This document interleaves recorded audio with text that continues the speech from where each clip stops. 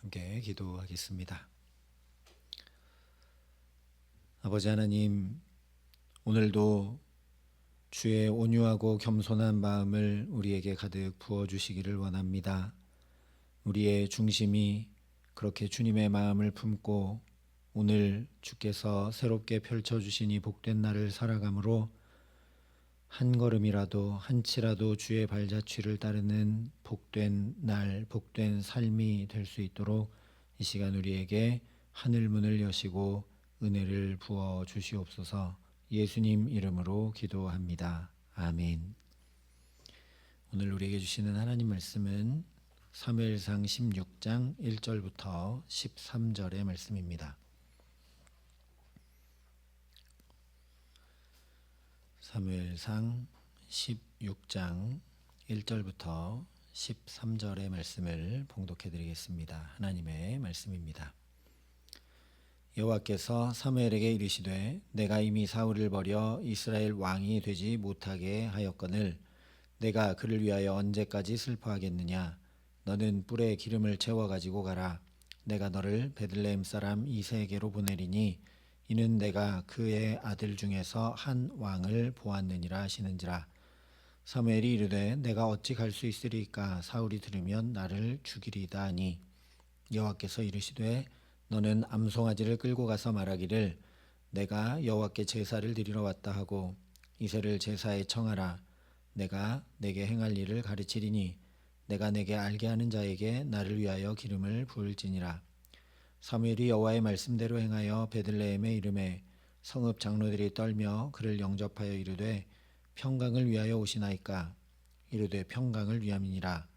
내가 여호와께 제사하러 왔으니 스스로 성결하게 하고 와서 나와 함께 제사하자 하고 이새와 그의 아들들을 성결하게 하고 제사에 청하니라. 그들이 오매 사무엘이 엘리압을 보고 마음에 이르기를 여호와의 기름 부으실 자가 과연 주님 앞에 있도다 하였더니 여호와께서 사무엘에게 이르시되 그의 용모와 키를 보지 말라. 내가 이미 그를 버렸노라. 내가 보는 것은 사람과 같지 아니하니 사람은 외모를 보거니와 나 여호와는 중심을 보느니라 하시더라. 이새가 아비나답을 불러 사무엘 앞을 지나가게 하며 사무엘이 이르되 이도 여호와께서 택하지 아니하셨느니라 하니 이새가 산마로 지나가게 하매 사무엘이 이르되 이도 여호와께서 택하지 아니하셨느니라 하니라. 이새가 그의 아들 7을 다 사무엘 앞으로 지나가게 하나 사무엘이 이새에게 이르되 여호와께서 이들을 택하지 아니하셨느니라 하고 또 사무엘이 이새에게 이르되 내 아들들이 다 여기 있느냐. 이새가 이르되 아직 막내가 남았는데 그는 양을 지키는 자니이다. 사무엘이 이새에게 이르되 사람을 보내어 그를 데려오라. 그가 여기 오기까지는 우리가 식사 자리에 앉지 아니하겠노라. 이에 사람을 보내어 그를 데려오매 그의 빛이 붉고 눈이 빼어나고 얼굴이 아름답더라. 여호와께서 이르시되 이가 그니 일어나 기름을 부으라 하시는지라. 사무엘이 기름 뿔병을 가져다가 그의 형제 중에서 그에게 부었더니 이날 이후로 다윗이 여호와의 영에게 크게 감동되니라. 사무엘이 떠나서 라마로 가니라. 아멘. 성경의 죄라는 단어는 관역을 벗어남이라는 뜻입니다. 우리의 중심이 하나님에게서 벗어나면 죄 가운데 살 수밖에 없다라는 것이죠. 그래서 사도 요한이 영혼이 잘됨 같이 내가 범사에 잘되고 강건하기를 간구한다라고 한 것입니다. 우리 마음과 영혼이 잘 되어야 하나님에게서 벗어나지 않고 범사도 잘되고 강건할 수 있기 때문이죠. 오늘 사무엘상 16장은 바로 이 중심에 대해 말씀합니다.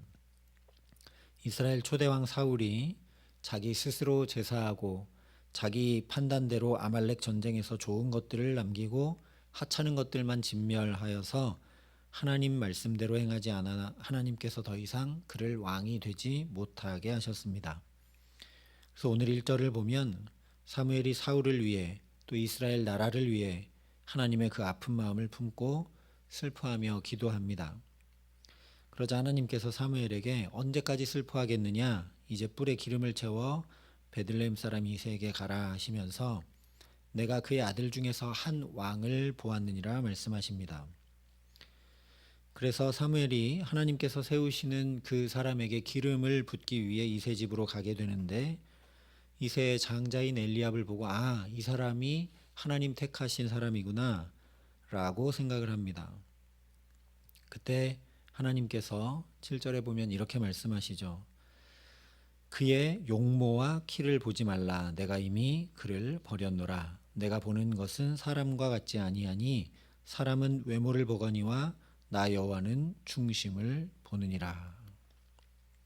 그리고 나서 둘째 아들, 셋째 아들 쭉 보는데 결국 막내 아들 다윗을 데려와 그에게 기름 붓는 것으로 말씀이 마치고 있습니다. 대체 다윗의 중심에는 무엇이 있었길래 하나님께서 그를 택하여 기름 부으셨을까? 지금 아버지도 형제들도 이 중요한 때에 찾지도 않고 부르지도 않을 만큼 어쩌면 소외되고 무시당했던 다윗인데, 사람 보기에는 그런데 그 중심에 대체 뭐가 있었길래 하나님께서 그에게 기름 붓게 하셨을까? 오늘 말씀을 보면 유일하게 우리가 알 수 있는 것은 다윗이 양을 치고 있었다라는 것입니다. 고대 이스라엘에서 양을 치는 것은 우리가 생각하는 것처럼 낭만적인 일이 아닙니다. 어쩌면 가장 낮고 천한 일이 목자의 일입니다. 이 당시에 최첨단 산업은 농사 짓는 일이었기 때문에 그렇습니다.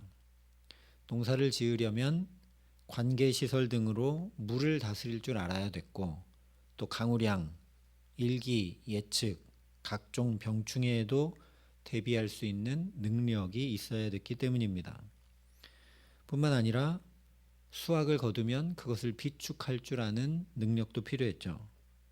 그래서 이스라엘 초대 왕인 사울을 보면 농사하는 자로 등장을 합니다. 왕으로 기름 부음 받고도 돌아가 소를 끌고 밭을 갈았습니다. 그래서 양치는 일은 고대 사회의 인권을 보장받지 못했던 아이들 또는 여인들에게 맡겨졌던 일입니다. 그래서 창세기를 보면 이삭의 아내 리브가도 양을 치고 있고 야곱의 아내 라헬도 양을 치고 있었던 것을 보게 됩니다. 그러니까 다윗이 양을 쳤다는 것은 촉망받는 기대주가 아니라 그냥 잔심부름이나 하고 양이나 돌볼 정도의 인물로 여겨졌다라는 거죠. 그런데 바로 다음 장인 17장에 가보면 다윗이 양을 어떻게 쳤는가 이야기하는 장면이 기록됩니다. 다윗이 사울에게 말하되 주의 종이 아버지의 양을 지킬 때에 사자나 곰이 와서 양떼에서 새끼를 물어가면 내가 따라가서 그것을 치고 그 입에서 새끼를 건져내었고 그것이 일어나 나를 해하고자 하면 내가 그 수염을 잡고 그것을 쳐 죽였나이다. 주의 종이 사자와 곰도 쳤은즉 살아계시는 하나님의 군대를 모욕하니 할례받지 않은 블레셋 사람이리까 그가 그 짐승의 하나와 같이 되리이다 이야기합니다. 다윗이 양을 치는데 그냥 대충 풀이나 뜯게 하고 물이나 마시게 하고 자기는 쉬고 그러지 않았다라는 겁니다. 사력을 다해 목숨을 다해 맹수가 양을 물어가려고 하면 그 수염을 잡고 쳐 죽일 만큼 그렇게 양떼를 지켰다라는 거죠. 그렇게 다윗의 중심에는 순종과 충성이 있었습니다. 형제들이 여럿 있는데 왜 하필 아버지가 나한테는 이렇게 하찮은 일을 맡길까, 힘겨운 일을 맡길까, 그런 것이 아니라 아버지의 말에 순종했고 또 그 일을 대충 감당한 것이 아니라 충성되이 감당했습니다. 자기에 대해 어떤 기대나 신뢰가 있는 것이 아니었는데도 최선을 다해 맡겨진 양들을 보살폈던 것입니다. 신실한 사람을 찾기가 참 어려운 시대입니다. 모두 다 실리만 따지고 유익과 만족만 쫓아서 살아가는 이 시대 한가운데서 우리도 하나님 앞에 순종하고 충성하는 하나님의 사람들로 살아갈 수 있기를 바랍니다. 하나님 보시는 것은 큰 업적이나 어떤 능력이나 이런 것들이 아닙니다. 성경에 있는 인물들을 보면 거의 다 순종하고 충성하는 사람들이었습니다.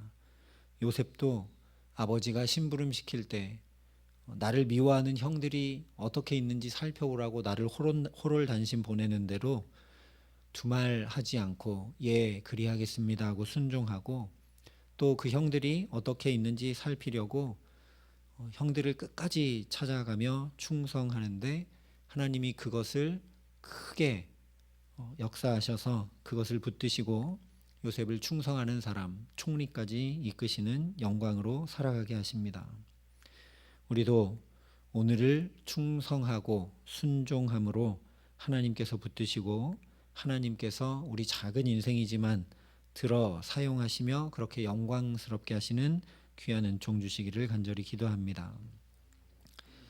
그러면 우리가 또 생각해야 될 것은, 그러면 어떻게 다윗은 순종하고 충성하는 중심을 가꾸고 준비하여 그렇게 살아갈 수 있었는가 하는 것이죠.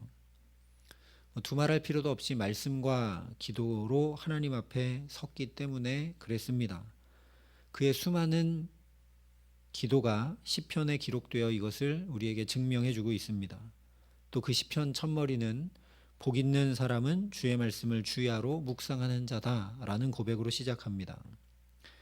신명기 17장 말씀도 보면 하나님께서 너희가 나중에 가나안 땅에 들어가서 왕을 세우고자 하는 생각이 나면 이러이러하게 하라 하신 말씀이 있는데, 특별히 그 말씀 가운데 하나님의 율법을 필사해서 평생 자기 곁에 두고 읽으면서 하나님 경외하기를 평생 배우라 했습니다. 그러면 그의 마음이 형제 위에 교만하지 않고 이 명령에서 떠나 좌로나 우로나 치우치지 않는다 말씀해 주셨습니다. 평생 하나님 말씀을 가까이 하고 읽고 묵상하며 그 말씀 지켜 행할 때 마음이 좌로나 우로나 치우치지 않고 중심을 지킬 수 있다라는 거죠. 또 빌립보서 4장에도 오직 모든 일에 기도와 간구로 너희 구할 것을 감사함으로 하나님께 아뢰라. 그리하면 모든 지각에 뛰어난 하나님의 평강이 너희 마음과 생각을 지키시리라 말씀했습니다. 오직 모든 일에 기도와 간구로 하나님 앞에 아뢰일 때 이 우리 마음과 생각이 지켜질 수 있다라는 겁니다. 그러면 다윗은 날 때부터 하나님이 특별히 만들어 주셔가지고 그렇게 말씀과 기도로 살아가서 순종하고 충성하는 그 중심, 흐트러지거나 무너지지 않고 살아갈 수 있었는가? 그렇지 않다라는 거죠. 다윗도 처음부터 그렇게 자기 스스로 행한 것이 아닙니다. 시편 86편에 다윗의 기도가 하나 기록이 되는데 이렇게 기도합니다. 내게로 돌이키사 내게 은혜를 베푸소서. 주의 종에게 힘을 주시고 주의 여종의 아들을 구원하소서. 그리고 시편 116편에도 여호와야 나는 진실로 주의 종이요 주의 여종의 아들 곧 주의 종이라 고백을 합니다. 여기 다윗이 자기를 주의 종이라 고백하는 것도 매우 중요한데, 자기 어머니를 주의 여종이라고 고백합니다. 주의 여종의 아들이라는 정체성을 다윗이 갖고 있습니다. 이 고백 그대로 다윗은 하나님의 여종으로 살았던 자기 어머니에게 신앙을 배워서 그로 인해 하나님 앞에 말씀과 기도로 순종과 충성으로 살아갈 수 있었다는 거죠. 아버지의 말씀에 순종했던 것이 가부장 사회에서 막내였으니까 아무 말도 못하고 그냥 시키는 대로 인간적으로 행한 것이 아니라 주의 여종인 어머니께 보고 배우고 신앙을 배워서 부모에게 순종하라 하신 그 10계명의 말씀을 준행한 것이라는 이야기입니다. 그랬기 때문에 사자와 곰 앞에서도 목숨 걸고 양떼를 지켰고 그것으로 자신의 믿음을 고백하여 골리앗 앞에 나가 싸울 수 있었던 것입니다. 그러니 우리도 좋은 신앙의 롤 모델이 내게 있어야 합니다. 부모님이면 가장 좋겠죠. 우리도 가까운 곳에 기역자교회로 알려진 금산교회의 아주 아름다운 이야기를 알고 있습니다. 조덕삼 장로가 자기 집의 노비였던 종이었던 이자익 목사를 신학교에 보내서 신학을 하게 하고 다시 금산교회로 초빙해서 자기는 장로로 자기 종이었던 사람을 목사로 이렇게 잘 섬기고 함께 사역했던 이야기가 있습니다. 이자익 목사에게 조덕삼 장로가 본이 되었고, 또 신학을 충성스럽게 하고 하나님의 종으로 준비되었던 이장익 목사가 후에는 조덕삼 장로에게 본이 되어 서로 신앙의 좋은 롤모델이 되어 아름다운 교회를 세워갔던 이야기입니다. 이처럼 우리도 교회 안에서 서로 도전이 돼주고 힘이 돼주고 말씀과 기도의 본이 되어 주기를 사모할 수 있어야 되겠습니다. 더 나아가서 우리도 그런 신앙의 롤모델을 보고 배워야 되겠지만, 더 나아가서 우리 자신이 우리 자녀들에게 또 다른 이들에게 좋은 신앙의 본보기가 되는 자리까지 자라가야 합니다. 그러니 저와 여러분도 말씀과 기도에 힘쓰며 하루하루 순간순간 살아갈 수 있기를 바랍니다.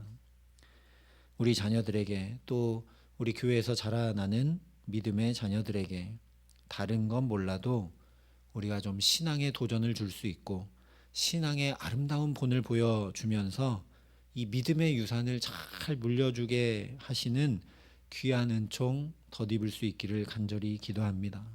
다윗이 자기 어머니를 보고 주의 여종이라고 얘기했던 것처럼 우리와 우리 자녀들과 또 우리 신앙의 후손들이 우리 부모님은 참 주님의 종이시다, 하나님의 사람이다, 집사님, 장로님, 권사님은 참으로 하나님의 종이고 하나님의 사람이시구나 라고 우리가 도전이 돼주고 꿈이 돼주고 소망이 돼주는 그런 복된 인생 살아가게 하시기를 간절히 소망합니다.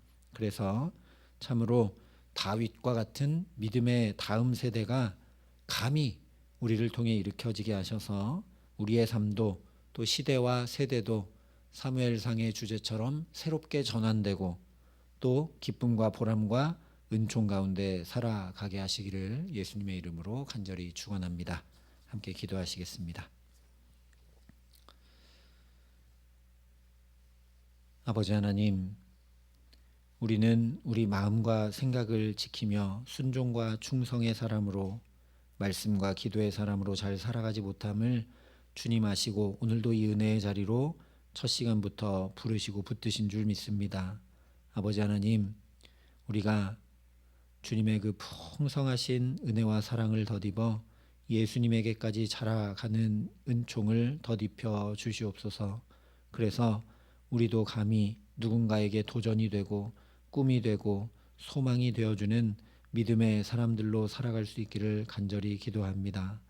우리가 그렇게 하나님 앞에 중심을 지키는 믿음의 사람들로 설 때 우리를 통해 믿음의 다음 세대가 일으켜지고 시대와 세대도 변화되고 새롭게 되는 은혜를 우리를 통해 덧입혀 주실 것을 이 말씀을 통해 확인케 하시고 믿음으로 바라보게 하셨으니, 오늘도 주님 앞에 기도하고 주님의 말씀을 붙들고 주 앞에 흐트러지지 않는 좌우로 흔들림 없는 중심 가지고 복된 걸음으로 살아감에 부족함 없도록 이 시간 하늘 문을 여시고 성령으로 충만케 하시며 역사하여 주시옵소서.